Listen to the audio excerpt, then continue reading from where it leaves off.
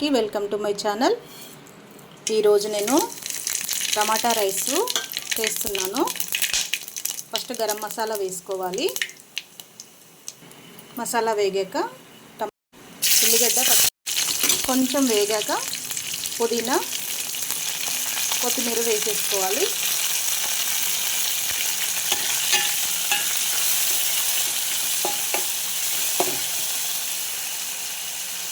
ఒక 2 టమాటాలు కట్ చేసుకొని వేసుకోవాలి.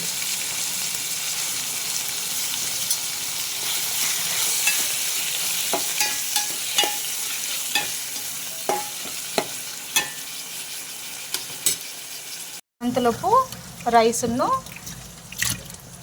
ఒక గ్లాస్ రైస్ తీసుకున్నాను. నేను గ్లాస్ రైస్కి ఒక పావు గ్లాసు పెసరపప్పు వేసుకున్నాను.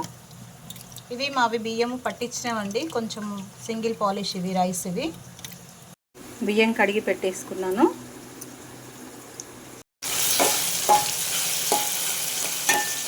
కొంచెం టమాటా ఉడికే వరకు మీడియం ఫ్లేమ్లో పెట్టుకోవాలండి. కొంచెం సేపు అయితే ఉడికిపోతుంది టమాటా ఉడికిపోయింది. కొంచెం అల్లం వెల్లుల్లి పేస్ట్ వేసుకోవాలి. 1/2 స్పూను పసుపు, కొంచెం ధనియాల పొడి,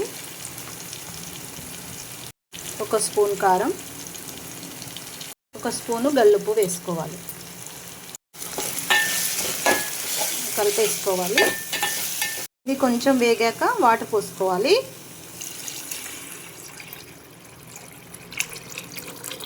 ఒకటికి 2 గ్లాసులు పోసుకోవాలండి.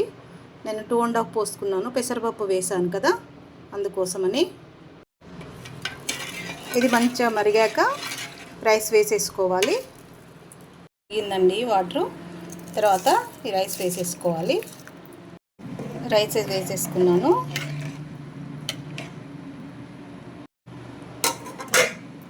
అండి ఈ రైస్ కొంచెం ఎక్కువసేపు ఉడుకుతాయి, అంత తొందరగా ఉడకవు ఇవి. ఒక 10 నిమిషాలు అయితే రైస్ రెడీ అయిపోతుంది. రైస్ రెడీ అయిపోయిందండి. పిల్లల లంచ్ బాక్స్కి బాగుంటుంది.